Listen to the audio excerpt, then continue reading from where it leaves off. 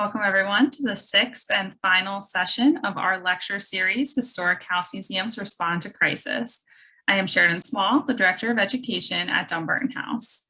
Dumbarton House is a historic house museum located in Washington, D.C., and we're the headquarters of the National Society of the Colonial Dames of America.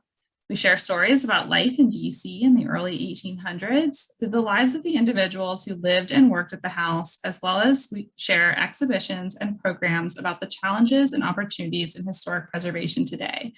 Please feel free to share where you're coming from in the chat.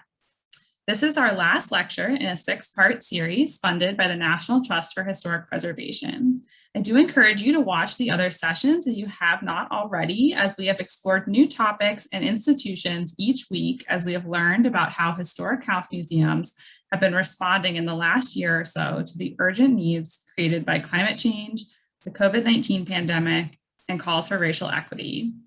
Each session is recorded and available on our YouTube page, and all of those links are also on the registration page on our website.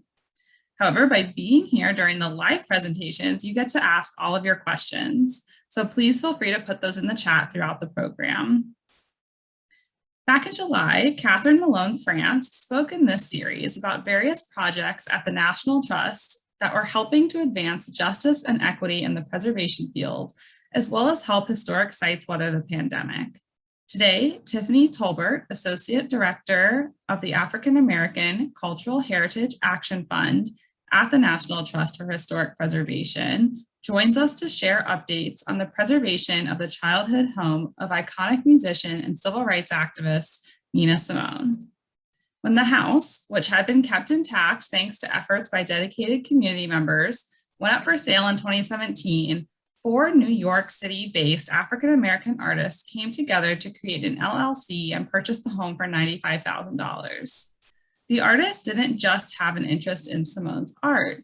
They also felt that buying, preserving, and restoring the home was itself a political act, particularly in the wake of prominent movements such as Black Lives Matter and the perpetuation of the racial divide in the United States.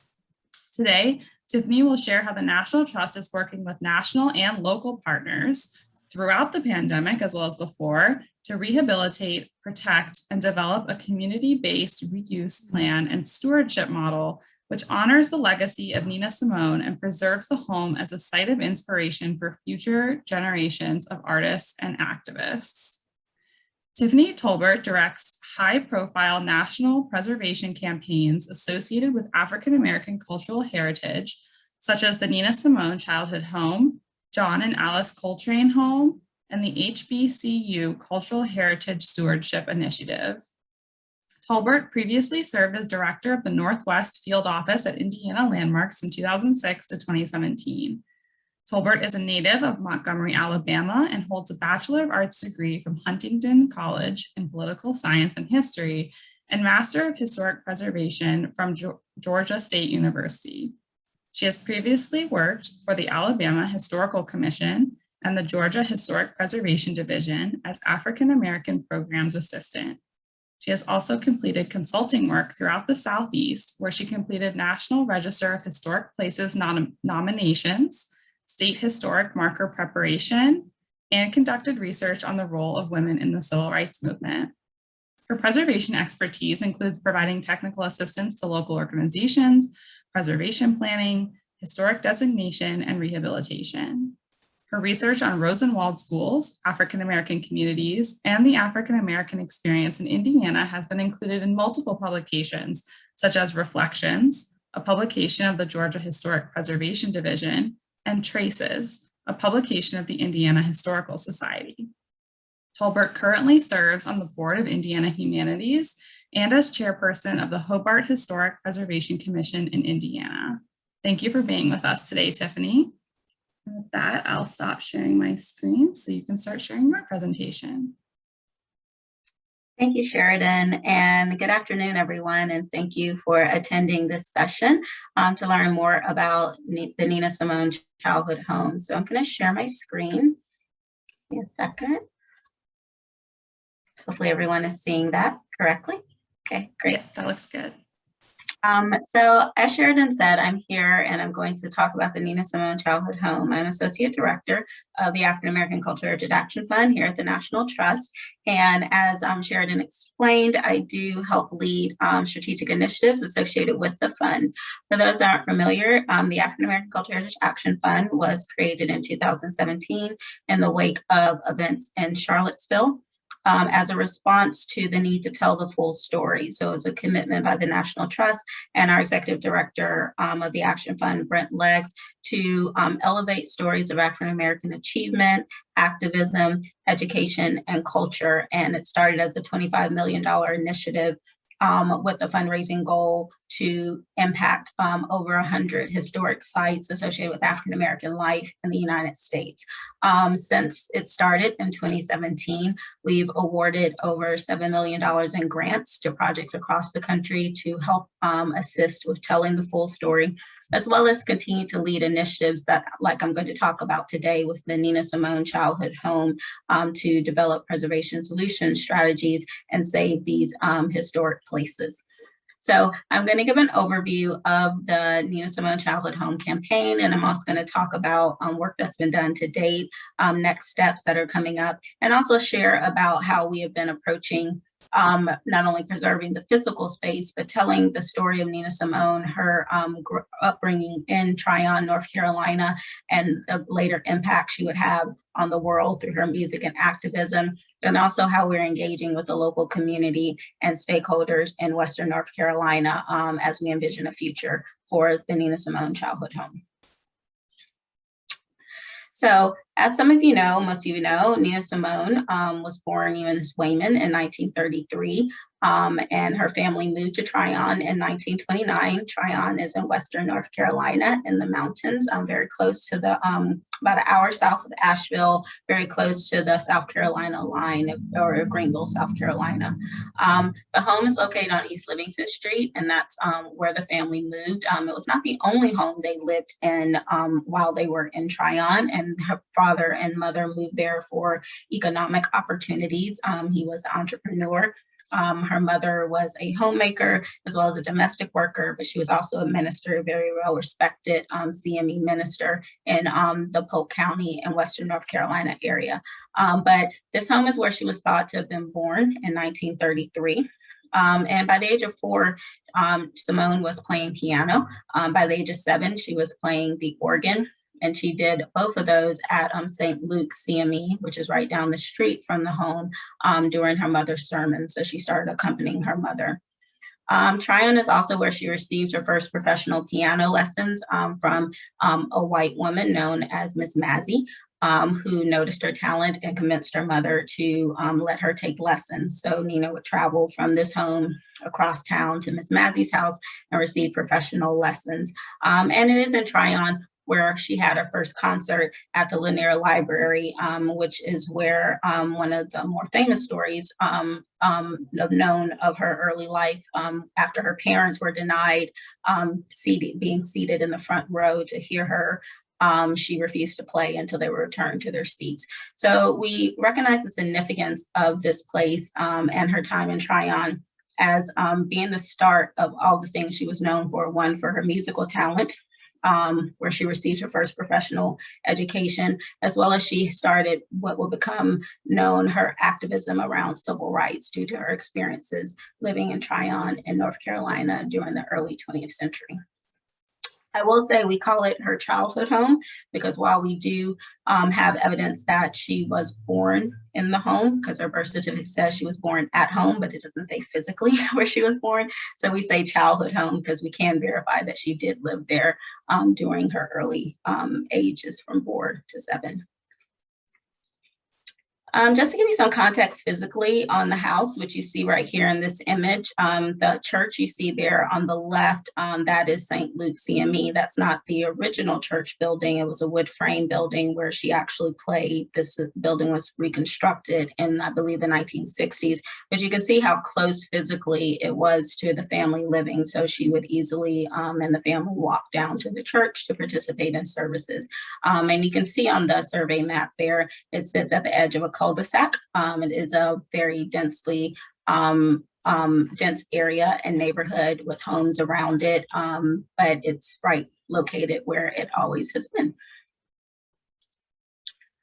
So talking physically about the home and what it is a small home. It is 3 rooms, approximately 650 square feet, frame construction.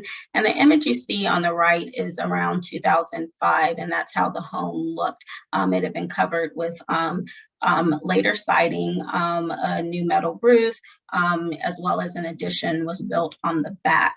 At that time, it was purchased by someone who, with the intent of restoring it.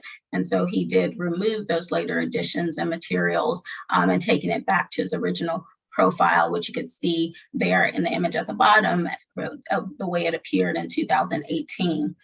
He also started doing some substantial restoration work, which included a new foundation, which raised the home higher than it would have been historically. Also, he installed new wood windows and again, removed that rear addition where we think contained a bathroom, and did some repair where there was water coming in on the south side of the house.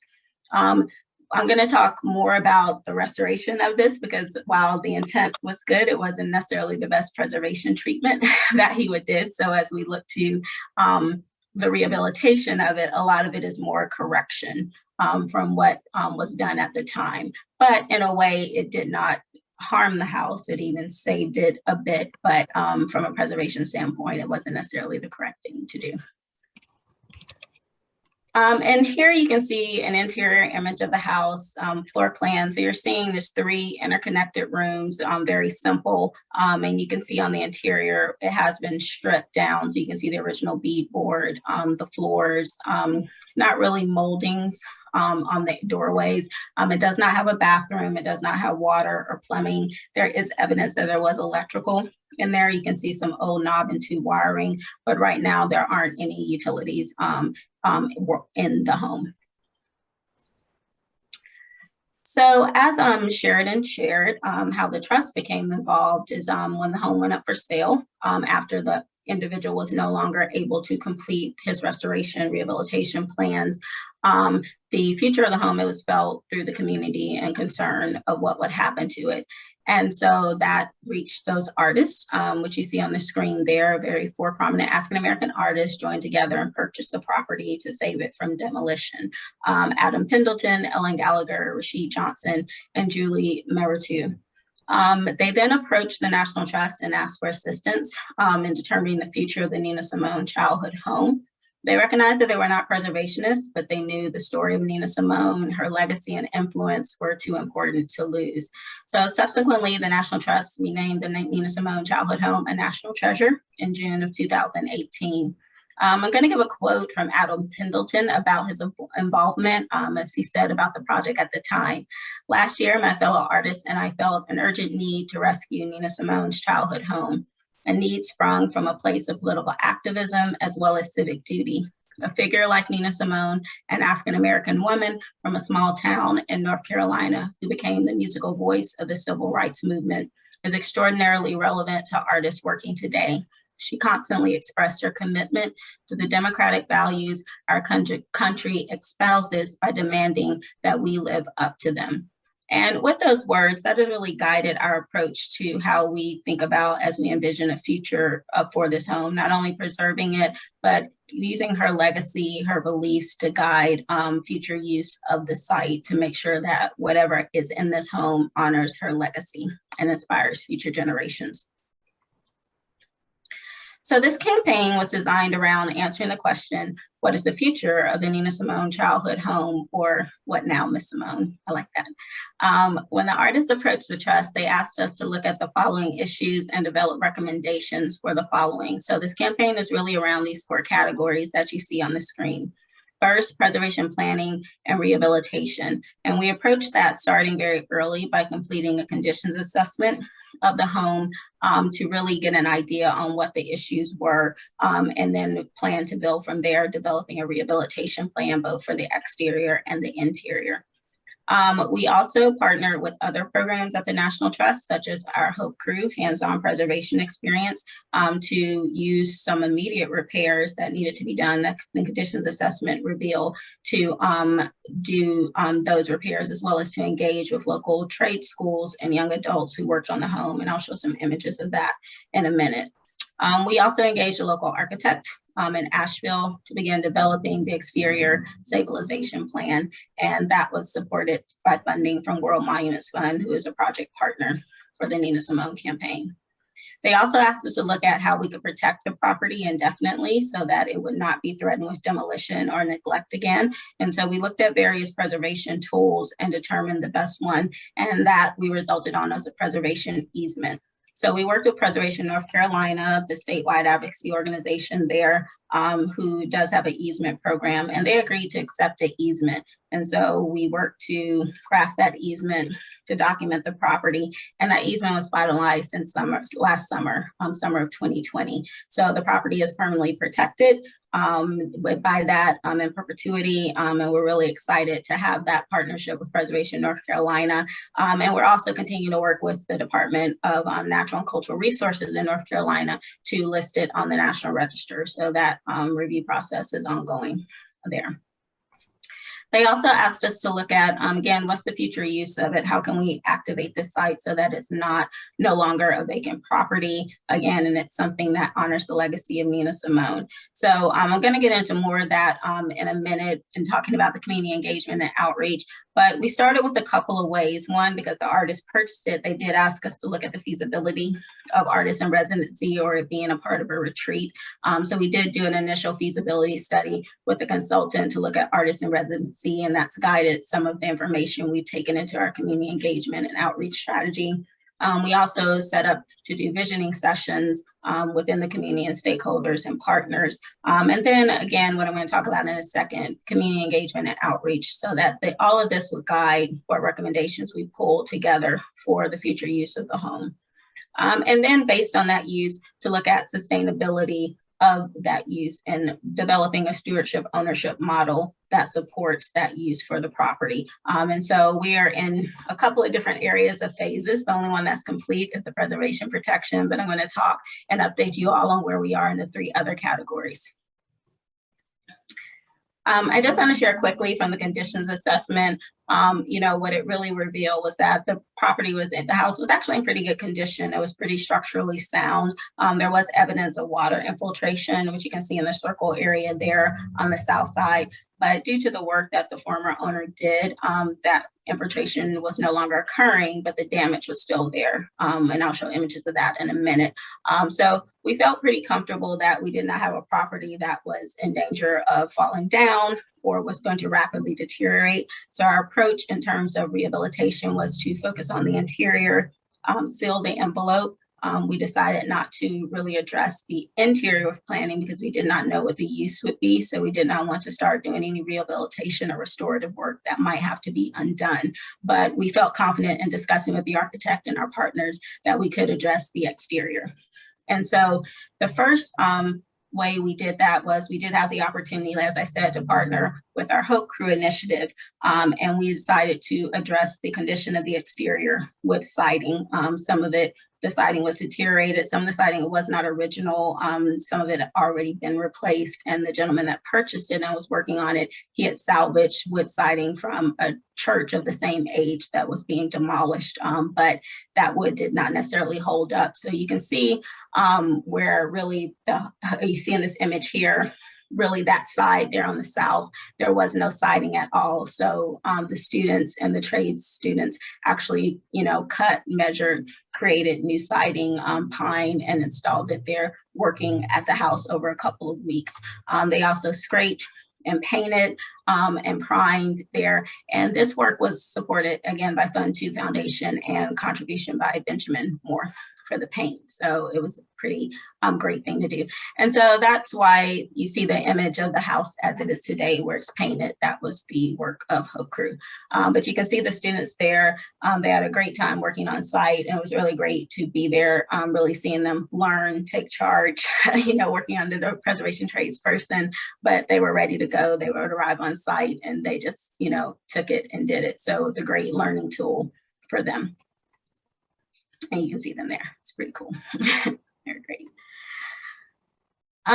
Just briefly on the architectural services, again, with the rehabilitation plan, we really decided to focus on the exterior. And this is really the only historic image we have of the house. You can see it there. That's a Wayman family member posing in front, and you can see the house in the back. And so when the architect was working in terms of actually, other than actually studying the home to understand what materials and elements were original. This was really the only image we had to go on to compare what we were seeing and what historically was there. We could see the original metal shingle tile roof. We could see the height of the chimney. It was always on a brick pier foundation, but lower than what it is now because the former owner raised it. And we could also see the profile of the windows in terms of them being 2/1. So we were able to get some information from there. And so in the rehabilitation plan that was developed for the exterior, the plan is to focus on the foundation, some repair to the ceiling where there's damage, windows, doors, roof, and then the siding. And so that rehabilitation plan has been completed, including with a bid packet, construction drawings, and project manual. But we have not moved forward with that, and I'll explain in a second why. And here are just some images that you can see of water damage previously there on the interior and the attic. But again, the roof structure itself is still stable, and really only recommending some mild sistering just to shore up just to shore up the roof rafters. And you can see on the interior, this is that area where there was water damage. But again, the house is dry, water is not entering it. That just has not been repaired. The windows that were put in from the former gentleman, they weren't he put in standard windows and then he filled in to make them fit. And so our recommendations are to remove those, create custom windows that fit into the original profile, both for the windows and doors. And even with the doors on the inside, you can see where the original frame was and how much they were shortened by him. So it's to open them back up to their profile as they originally were. And then the most exciting, I think, because again, this property is, it's vernacular in style. It doesn't have a lot of ornamentation, but finding the original metal tin roof there, which with this interesting wave pattern, which talking to Shippo and others there in North Carolina, they had not seen before, but they do know it's historic. So definitely want to pay attention to this. Unfortunately, as you can see, the condition of it, it's really rusted through, and we went back and forth of, can we restore these metal shingles? There's a newer roof, sheet metal roof on there. And unfortunately, when they installed it, they really just nailed through, at random. And so these are actually pretty deteriorated. So the plan now is to salvage these, replicate. We will have a model, cast produced. We'll use these for interpretation, but we cannot guarantee that if we try to restore them, put them back up there, how long it will last, that we know we won't get 20, 30, years by putting it up there. So that's the recommendation that we'll move forward with the roof. So wanted to give you an overview just of where we are, but really wanted to talk about, again, the future use of the site and how we've been working toward developing a community vision for the property. So I'm going to take some time to talk about our process and what we've done since 2019 up until actually this Monday in terms of engaging the public and community to develop a vision and concept for the home. So we started doing stakeholder and community engagement pretty early, and that really started with a visioning session in May of 2019. And what we did is we were working with our project partners and stakeholders. We held a facilitated discussion in Tryon over about a day and a half to 2 days, bringing on these partners and stakeholders to Tryon to share ideas and suggestions for strategies that could reactivate the home. You can see on the screen some of the comments. Also, when we did this, we had a public survey up online that people could offer their comments about the future of the home. And these are some of the ones that came in. And those comments came into that facilitated discussion. And those attending included, artists, community members, Tryon residents, local organizations, and then potential partners both within the state, the region, national, even internationally. And we designed the session to recognize that there were various community perspectives, but we wanted to build understanding and engage everyone together around a human-centered strategy. But one of the recommendations that came from that visioning session was there was more of a need to hear and listen to the voices of people in the community, especially African Americans, and make sure that their vision for the space and site was leading the conversation. This is key because given the residential nature of the neighborhood around the home, it was emphasized that we needed to talk to the neighbors to hear their questions, comments, and concerns, and make sure that was guiding what the vision for the home was. Additionally, given that there was interest in an artist in residency program, it was recommended that we do talk specifically to artists and engage and get more of an idea of what they look for when they're looking at a residency or where there are gaps in the type of residencies that they might want to be a part of. So with support from the Community Foundation of Western North Carolina, we decided to redo our community engagement campaign to address these recommendations. And so you can see here, we scheduled a first slate of events starting in February of 2020. And to host a community engagement meeting there in Tryon in the community, the neighborhood, actually, because this is located in the east side neighborhood of Tryon at the Roseland Center. And we had over 75 people come through and attend. And I'm going to talk about the results of that in a second. But you can see from the images, we had many different ways that they could engage with the project. They could sit down in small groups at tables and have discussions with a trust staff member, or we also had members of the community leading those discussions. They could indicate their thoughts on, I love a sticky dot survey, so that's most of my idea you see right there with the big chart. We also have paper surveys and online surveys, and so it was designed as open house, a way to gather and people could decide how they wanted to interact and share their information with us. Coming out of that, we took all of the comments, this is just an example, and started to develop a rating system based on the votes or thoughts around the different types of things that could happen at the house.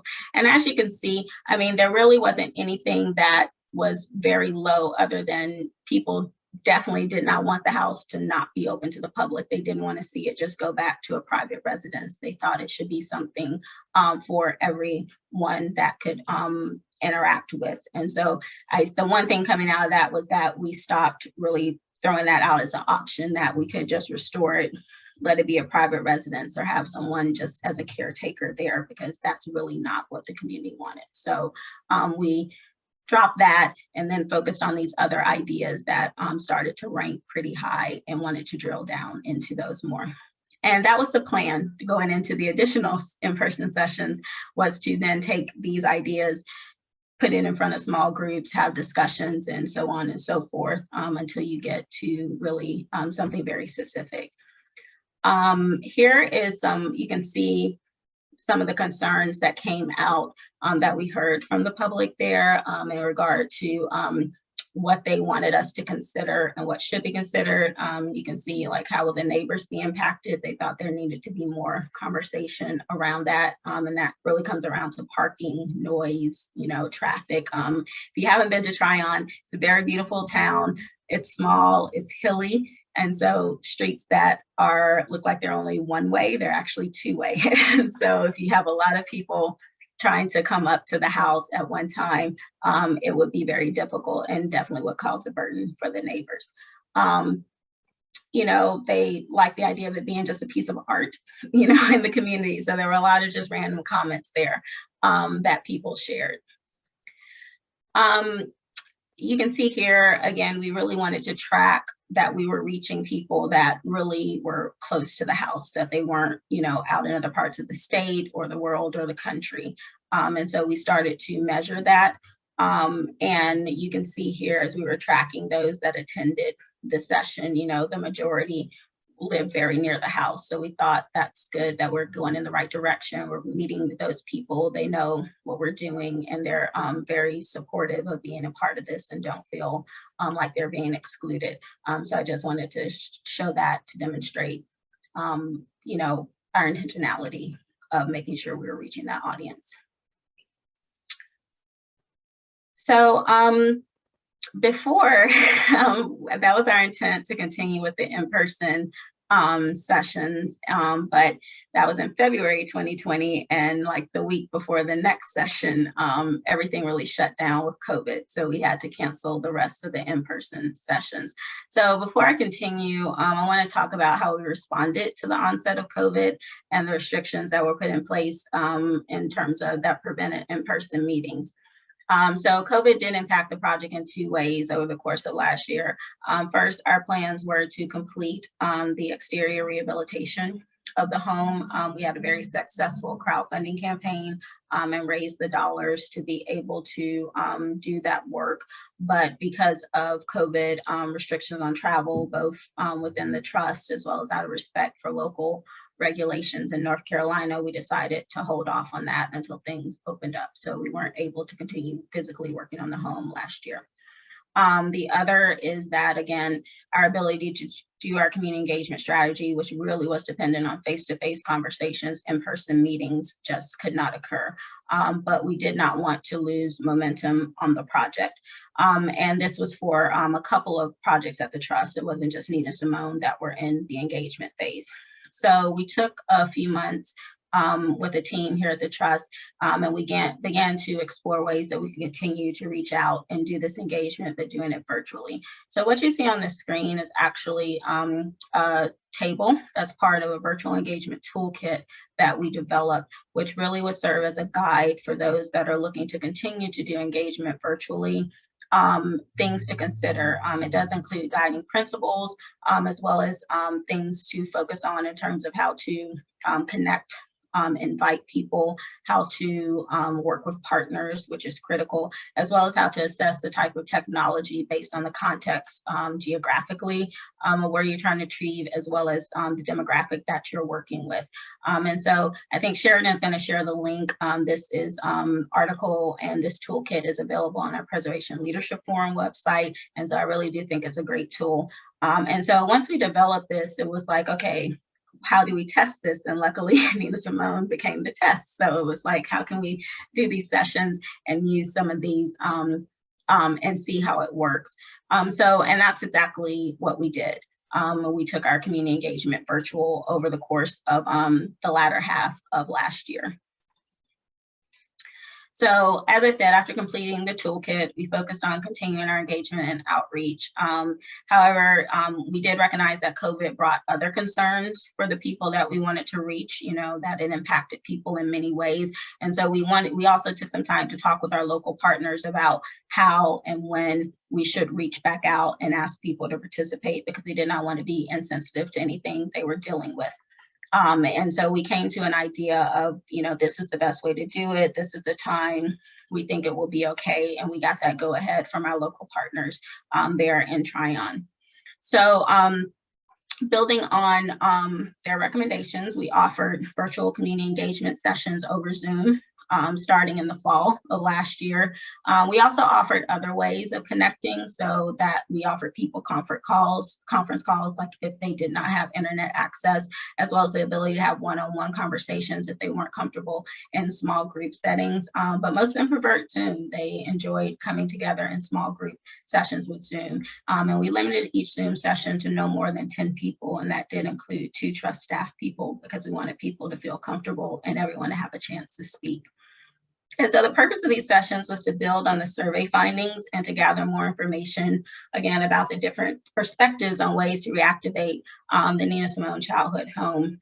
You can see this image here on the screen, and it's what we learned is demonstrated in that diagram. So the large blue circles go back to that survey ranking that I just showed a minute ago. That is what we came out of the session in February, as well as some notes from the visioning session the prior year. And then as you see the light blue dots and the white dots, those are comments that stemmed from that as we dived into discussions in the virtual sessions. I know you probably can't see this too well, but I'm going to show you where you can go and really look at it closely in a second.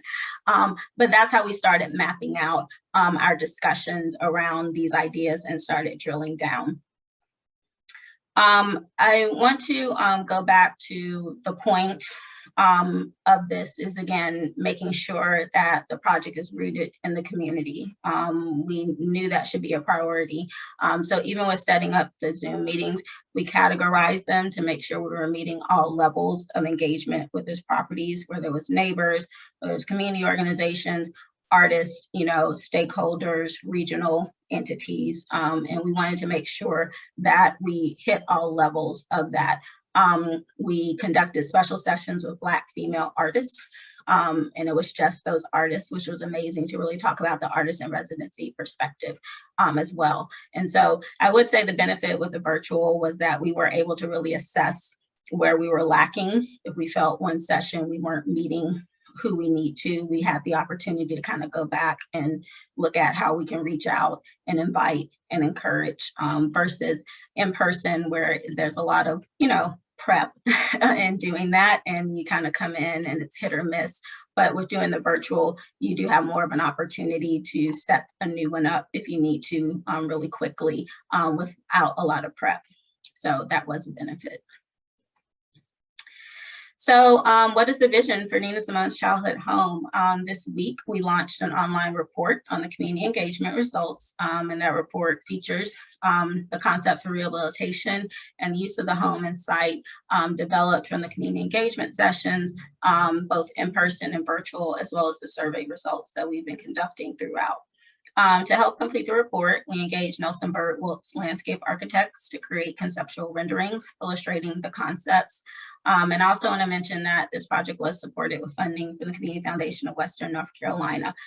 They were very flexible with us, because when we initially got the funding, it looked really different. It was all in-person sessions. It was a written report.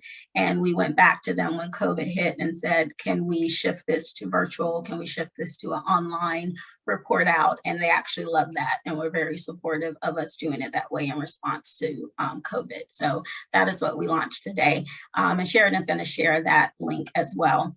That page is now live, and you can also explore more. You can download the PDF accompanying report, which a lot of these images come from, like the tables and things I was showing you. And then also you can continue to engage with the project and offer your comments, because there's a built-in form where you can submit your thoughts on the page. So I encourage you to visit it and share it with others. But I'm going to give a little overview of where we landed with the community vision for the Nina Simone childhood home. So based on the community engagement, we envision Nina Simone's childhood home will be the crown jewel that is one part of a variety of Nina Simone offerings for the local community, travelers, and visiting artists in the greater Tryon area. The house would serve as an extension of the Nina Simone visitor experience available in downtown, and that includes the Nina Simone Plaza, which has a key informational electronic kiosk. It also will include the in-process Nina Simone archives downtown. And then you can also see on the map at the top other sites associated with her life and try on that people regularly visit. So this would integrate into that.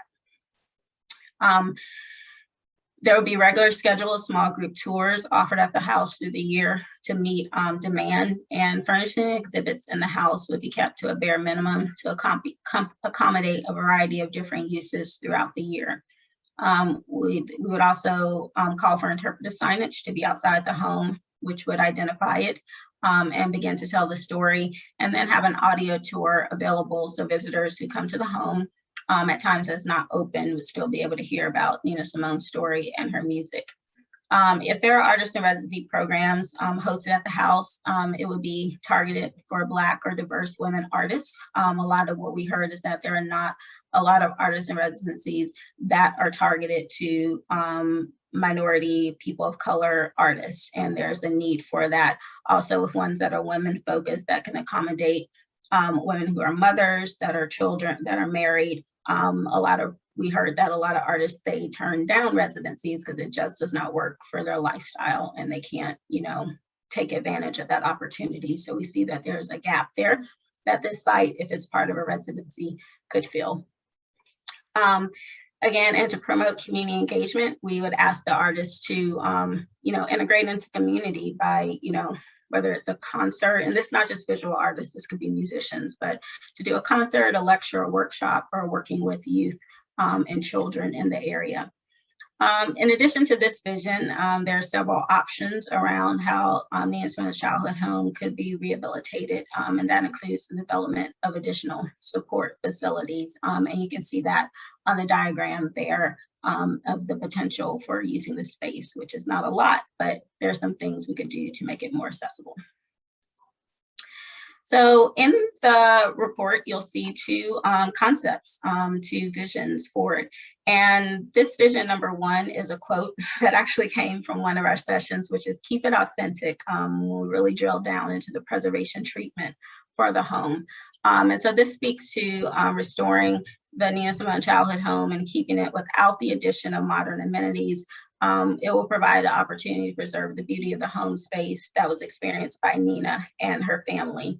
Her early life and experience will be interpreted while also allowing the space to allowing it to serve as a space for visitors and artists to meditate, gain inspiration, but they would be directed to create in different facilities and try on. So it would not be a space for them actually to create, but more to serve as a place for them to get grounded and meditate and inspired and then create offsite.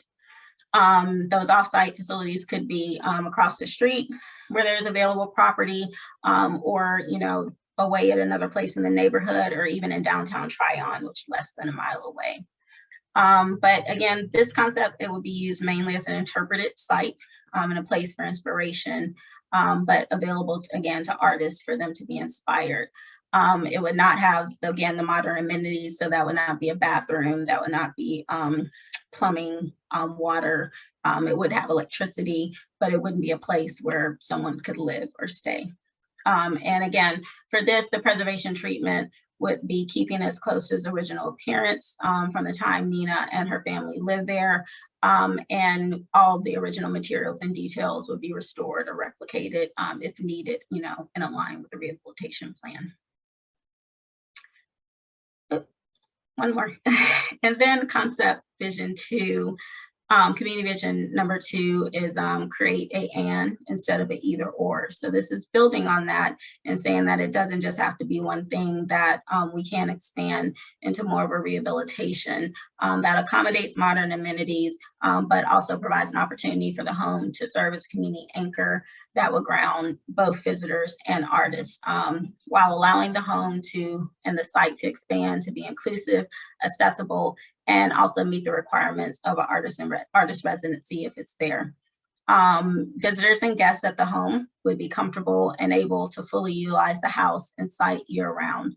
And so the type of uses, which you can see demonstrated, and these are all conceptual, these are not actual plans, and we do disclaimer that, would be that you would have interpretation going on, you could have residency, you could have individual and group tours, special events such as workshops, music classes, performances, as well as private events. And the uses would be developed and managed with the intent of partnering with existing organizations in Tryon and the larger region. So we would not seek to create necessarily a new entity to do this, but look at how this can align with organizations that are doing these things already in the area. And this would call for introducing HVAC, plumbing, bathroom, but probably more either in an attached addition or detached on the other side. But that would be necessary with this concept and vision. So what's next? One is we do intend to continue with exterior rehabilitation, and that is on me. I am doing that right now in terms of contractors and bidding out the project, and hope that we'll be able to complete that. We also, with these two visions, going back to the need to really look at this from a feasibility standpoint, are engaging a consultant to develop the business plan for this, to really lay out what management structure, partnership structure is needed to implement either of these, and to say how to make it feasible, how to make it sustainable, how to fund it. So doing that right now as well. And then once we have that information from the business plan consultant, we would move forward with the interior rehabilitation planning. So engaging the architect again to develop the actual interior plan with respect to that programmatic vision and feasibility study.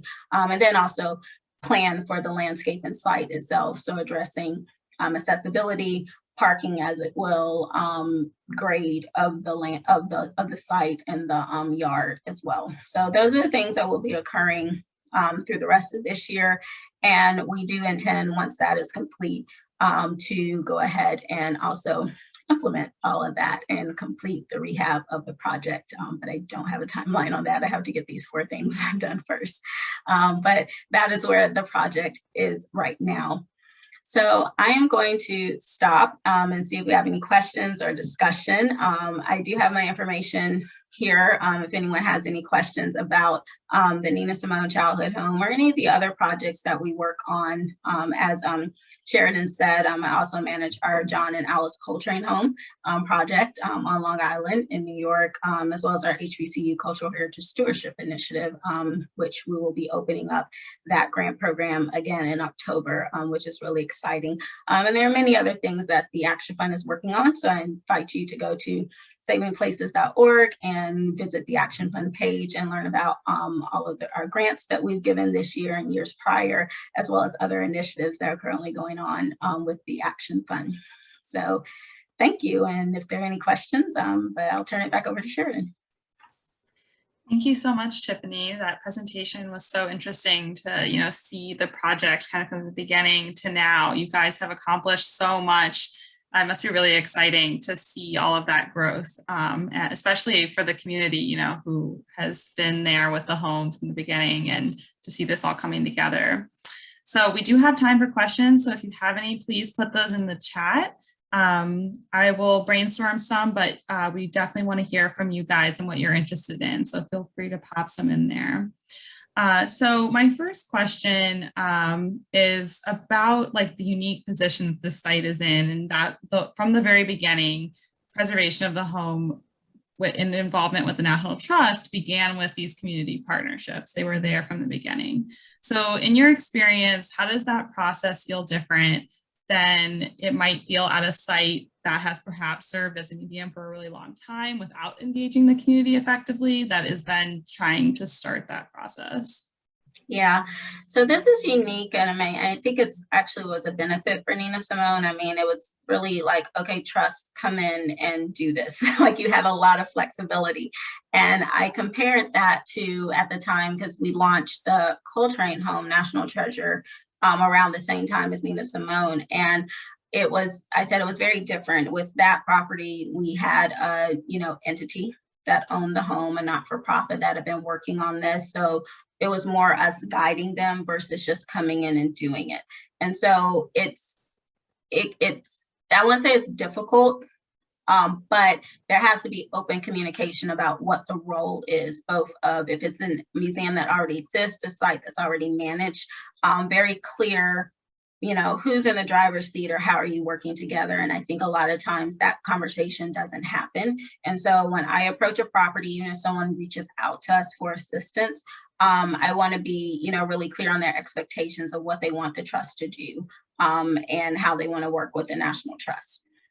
With Nina Simone, it was the need that people were aware of the home, but I do think there was a disconnect between those that were pushing for its preservation, which was outside of the African American community. And I did have people tell me they do not feel connected to this project, that it was something that was being led by others, and they felt slighted. And that for me, I had to correct. And I had to correct it too, also in some sessions where we had people who were outside the community coming in and really just imposing what they wanted to see happen without any respect or listening to the community or the neighborhood. And, I had to facilitate, moderate in a way and let them know that, that was not going to happen here, and make sure. So serving as an advocate for those to be the voice. And I didn't need to be their voice. They have their voice, but to make sure they know this is you're doing this. This is where I can just navigate the preservation world.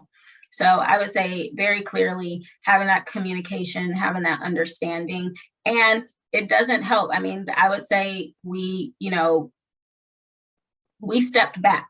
We could have pushed forward the way we were doing the community engagement and just did what we wanted to do. But it was very clear that that wasn't right, that we needed more of the community. We needed African American community to be at the lead of this. And I think the way that the project was launched, the interest, Nina Simone is an international figure, so you have people all over the world who are interested in this project. The artists who purchased it, just their stature, it leads to a lot of let's go in that direction of those people that are associated with that leading this project. And that's fine, but it wasn't right. And so in my role as project manager, it was for me to say, hey, stop, we got to stop. We got to start this over again, and we got to rethink about this. And that's what we did. I don't think a lot of people do that, but I would say you can feel when you need to stop, reassess, and do something different. And there's nothing wrong with admitting that, because it's the right thing to do. And I think, there are a lot of sites that I could mention, but I won't, that probably need to do that. But I would say it's kind of being honest, having that honest conversation, that self-assessment, and saying we have to start over. Mm-hmm. That's a great reminder. And community engagement, I feel like is so tricky to begin with. People might, kind of try and rush through it and say, well, we listened, so we did our job. But kind of going back and starting from square one is sometimes really necessary and important. That's a great reminder. And I would say, looking at the virtual engagement toolkit, we really stress the partners and working with the local community, because, working for the trust, I don't live in the places where my projects are. And, prior to COVID, it was, fly in, fly out, which was fine, but you're still an outsider. It's not your community. You're not there for the day-to-day issues. And so you can't rely on, oh, it's cool, it's going to be me, I'm fine, I'll come in and do this and everybody's okay. That you really need to work with local partners, know who those are, who's already doing the work. It's not just you, there's someone doing this. They might not be doing it the way you're doing it, but they're doing it. And how can you work with them and help support what they're already doing, not creating something that's going to compete or something different. And so I think that's critical and key, to make sure that this is developed in the community and you're just providing the resources to make happen what they're already doing and helping to amplify it. Mm-hmm. Absolutely. So once the resources are provided to make this happen, once all of the rehabilitation is done and the exterior, interior, various construction, I know it's a long way off, but once, the site opens to the public, who manages it on the ground? Are there ways that the community is built in to stay involved beyond just being an audience, once that planning phase is open and over and the house is open? Yeah, there is. And we've talked about that. I think more of that will come out in the business plan, like actually fully naming like this is the entity to manage this part of it. But we've talked about, looking at the visions, you have some layers here. One, you have the actual, property management side of it. You have programming that could happen. You could have artists in residency. There are dedicated entities that are already doing this, and I could see them, whether it's through an MOU or some sort of agreement, like, that part of use of the site is under, their direction, and then it's coordinated, with a master calendar. I think that would be the best way in what we're hearing. So I think Tryon is an arts community. It has many arts organizations as a fine arts center. There definitely entities that could manage that component. There's universities, nearby. There are not-for-profits. And so that's what I would envision seeing, is that, we have our programmatic vision, and then we start talking to potential partners to say, is this a component of the activation of this site that you would like to either lead or be engaged with, or how can it connect to what you're already doing? Mm-hmm. Absolutely. So you mentioned all the different groups that are really invested in this house, both, local and international, but also within the local community. It sounds like there's a lot of different visions for this house and a lot of different desires. Do you find that there is a lot of agreement among the various stakeholders and communities, or are there a lot of differing needs that might be difficult to accommodate all in one building? And how do you kind of deal with that? I don't think there's that different. I think it's more what we observe as people just, I guess, describing what they want in a different way, but it's really the same thing. It never has come down to a particular use. And even if you look at these visions, I mean, they're really pretty similar. One is just, jewel box it, historic house it, kind of, leave it there. The other is how can it connect to other ways people are experiencing Tryon? It just becomes a, activated site. Really what did come down to was, concerns over parking, access, noise, which, we would explain those things could definitely be managed to, minimize the impact on the immediate neighbors and community. But there definitely is this overall desire that they do want it to be something. They want it to be something that talks about Nina Simone's history. They want it to be something that is, available to youth and young adults, connects to the education system in Tryon and Polk County, and something that, as one gentleman said, return some economic vitalization to the East Side. He talked about that there used to be many businesses throughout that neighborhood, but in the 50s or 60s, the zoning change, which prevented businesses from being in residential areas because they wanted to revitalize the downtown.